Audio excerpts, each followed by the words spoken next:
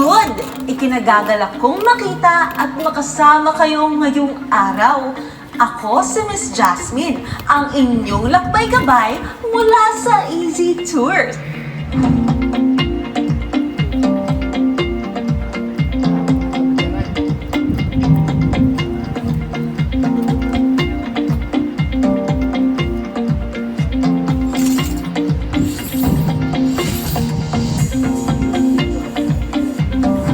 Ngayong araw ay tatalakayin natin ang isang suliranin tungkol sa ating kalikasan na patuloy na kinakaharap ng ating bansa.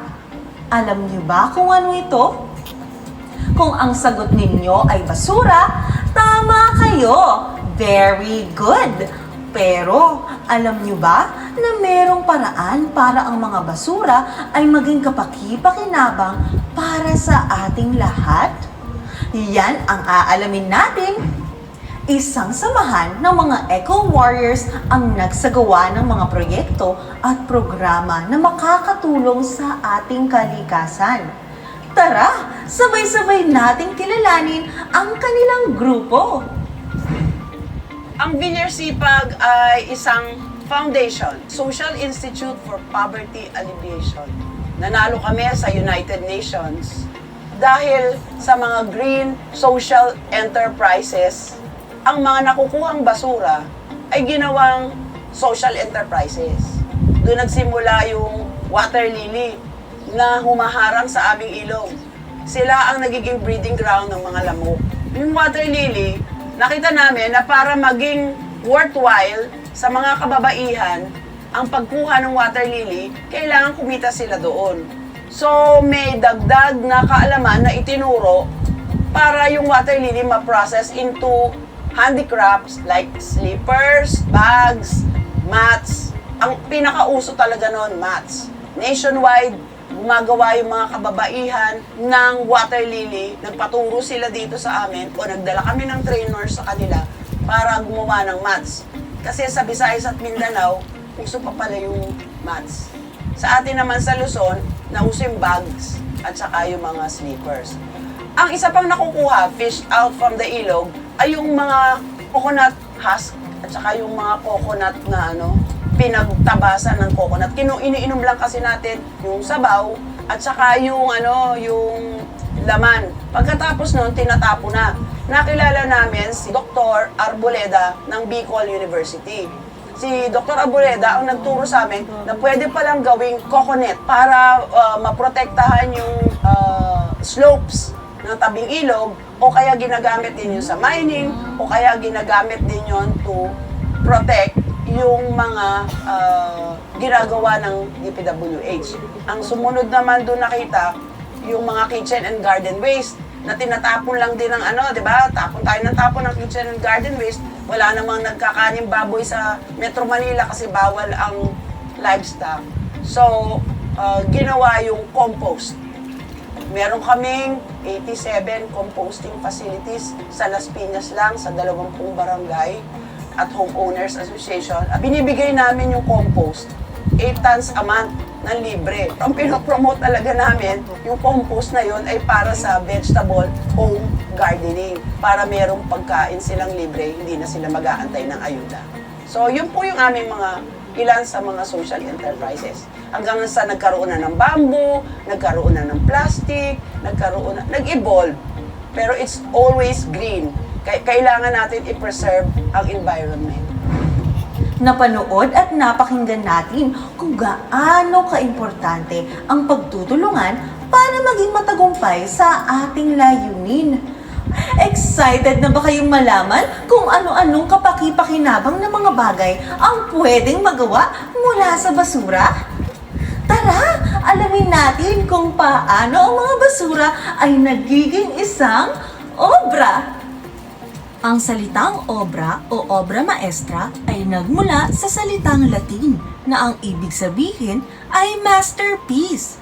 Ito ay nangangahulugan na ang isang bagay na ginawa o nilikha ay bukod tangi. At dahil dyan, alamin natin ang mga nakabibilib na produkto na siguradong hahangaan ninyo. Ang Las Piñas ay isa sa mga lugar na mayroong mga puno ng kawayan o bamboo. Kadalasang makikita natin ang puno ng kawayan sa iba't ibang panig ng bansa kung saan mayroong anyong tubig tulad ng ilog at sapa. Dahil hindi maiiwasan na mayroong mamatay o tumumba na ilang mga puno ng kawayan, nagiging sanhi tuloy ito ng pagbaha sa syudad at karatig lugar. Kaya naman, nakaisip ang grupo ng ilang paraan para masolusyonan ang problemang ito. Isang matayog na plano para sa mga manggagawa at matibay na produkto para sa lahat. Isang hakbang tungo sa maunlad na pamayanan, ang Bamboo Steps.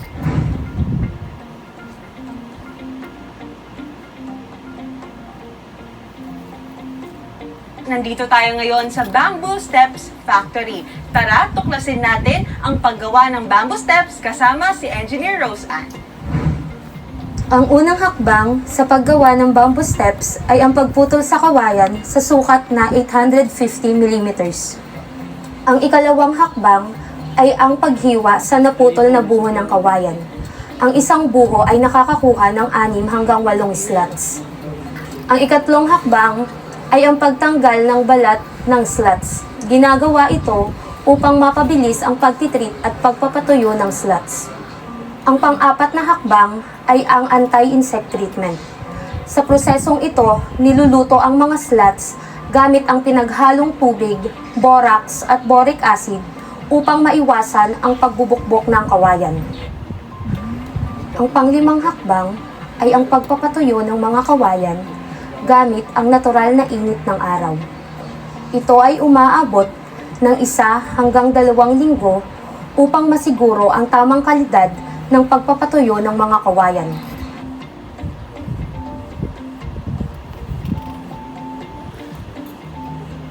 Matapos mapatuyo ang mga kawayan, papadaanin ang mga slots sa planer machine upang makuha ang tamang sukat na 30 mm na lapad at 50 mm na kapal ng mga bamboo slots.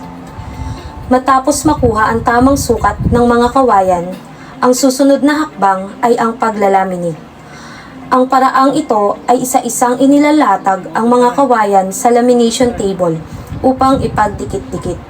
Ito ay ginagamitan ng wood glue at pagkatapos ay iipitin ng 3 oras sa binder hanggang kumapit ang mga kawayan. Ang susunod na hakbang ay ang pagpapadaan ng nalaminate na bamboo steps sa sizing machine upang makuha ang tamang lapad na 850 mm at haba na 240 mm.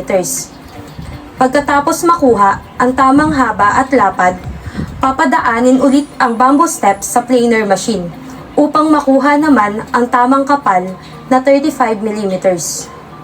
Ang huling hakbang ay ang pagpapadaan sa sanding machine, pagbi-bleach at pagkukoat upang makuha ang tamang kulay at kinis ng mga bamboo steps.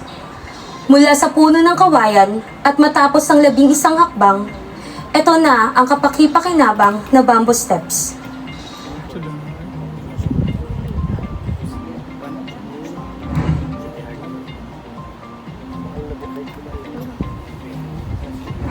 Nandito tayo ngayon sa Plastic Recycling Factory kasama si Engineer Joshua. Tuturuan namin kayo ngayon ng proseso ng paggawa ng recycled plastic. Wow! Chairs. So, plastic chairs. Yes, plastic chairs. So, bago po tayo magsimula sa unang hakbang or proseso, gusto po munang malaman nyo kung ilan bang mga puno ang nasisave every time na nagkakaroon tayo o gumagawa tayo nitong mga plastic chairs na to. Okay, magandang tanong. Ang nagagawa natin sa factory na ito ay 600 chairs per month. Ang sabi nila, sa isang puno, 10 chairs ang magagawa. So kung kukumputin natin, 60 na puno ang nasisave natin sa isang buwan sa factory na ito. Grabe, sobrang interesting po pala talaga nito at nakakatuwa dahil may mga nasisave tayong puno at sobrang green initiative talaga at sustainable ng planong ito, no? Yes. So ngayon, engineer, simulan po natin sa unang proseso kung ano nga ba yung mga dapat na gawin. Okay. So ang unang proseso natin ay ang tinatawag na machine na crusher or shredder. Okay. Dito sinashred yung mga plastic para mas maliliit na piraso siya galing sa malaking plastic para bago siya isubo dito sa extruder. So, meron din tayong pagdadaanan na washing tub 1 and 2.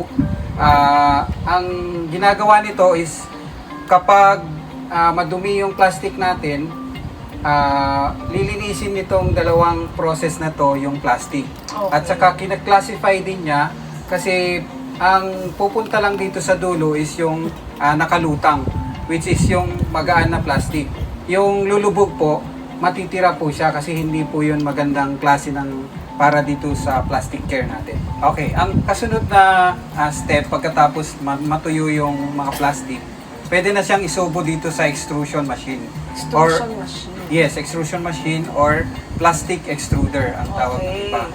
So, ang plastic extruder na to is meron factors na heat at saka pressure. Okay. So, ang kabuuan nitong extruder na to, meron siyang barrel, tapos may heaters na pampainit sa mga sa barrel na to, tapos sa gitna meron siyang screw. So, pag sinubo yung plastic na dito sa subuan, dadaan siya sa loob ng barrel, tapos iniipit siya ng screw dito sa Okay. gitna. Tapos ngayon, para maging melted ano na siya, form. So, Okay. ayan. Pag dumaan na siya dito sa extruder, pupunta na tayo dito sa molde. So, dito, Okay. Itong molde. manually nilalagay po yung molten plastic dito sa mga molde. So, iba-ibang part na po yan. So, depende dun sa pagka-design. Dito sa atin, 7 parts yan. So, 7 molde din siya na iba-iba yung shape. Ilalagay po yung cover niya, tapos tsaka sa ipe-press ng press machine. So, ito hydraulic machine siya. Hydraulically powered, tapos ipe-press siya na para mabuo yung yung part na yon.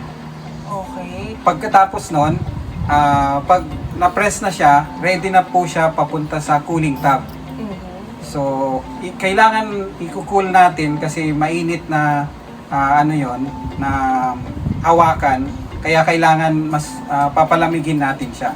Doon lang muna siya magsa-stay dun sa Yes, cooling tub na sa yun. cooling tub. Ito naman, isa-submerge lang natin siya sa tubig. Okay. So, yun yung magkukul sa kanya. Pagkatapos nung sa cooling tub, after mga 15 minutes na naka-submerge, aahunin naman nung isang kasama natin para tatanggalin niya ngayon yung finished product dun sa molde para maging na siya.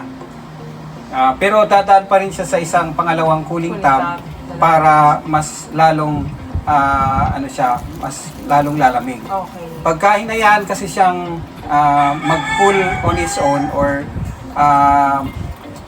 na mainit siya, mas malaki po yung deformation. Kaya kailangan dadaan po siya sa cooling. Okay. Pag kompleto na yung parts na nabuo, tsaka naman mag-start yung yung assembly. Kasama si Kuya Jojo at Engineer Joshua ay pag-uusapan natin ngayon ang huling hakbang sa paggawa ng mga plastic chairs. Yung first step po is yung pagtatanggal ng mga sumusobra dun sa bawat part nung galing sa molde na part ng upuan.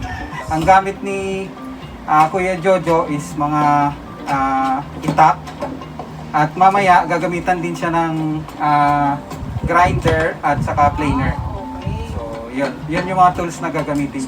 Ang susunod na step after makinis na lahat at tama na yung pagka-size ng mga dugtungan, so i-assemble na ni Kuya Jojo yon.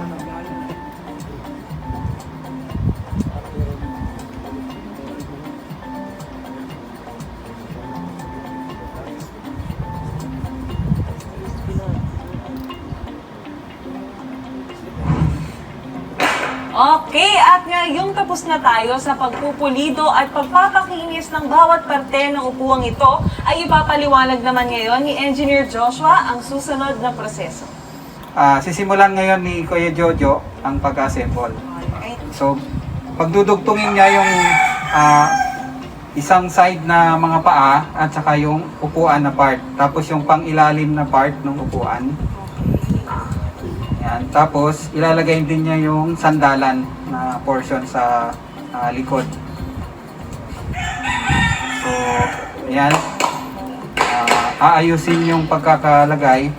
Tapos, yung mga paa naman na bandang kaliwa. Tapos, ang kasunod niya, bubutasan niya ngayon para malagyan siya ng dowel. Para pwedeng tanggalin ngayon yung clamp. Para buo na yung upuan natin. Gamit din yung plastic din na minolde kanina, yung dowel ilalagay niya ngayon. So yun yung pinakapako niya or parang screw para mapagdugtong yung bawat part. Engineer Joshua, meron mo ba kayo idea kung paano nagsimula yung idea na ito sa paggamit ng gamit na plastic, pag-recycle, hanggang sa ginawa na siyang upuan para Yes po. ma-donate no, sa mga estudyante sa eskwela? Yes po. Nung nagsisimula pa lang kasi na maghahanap ng livelihood at saka kung anong magandang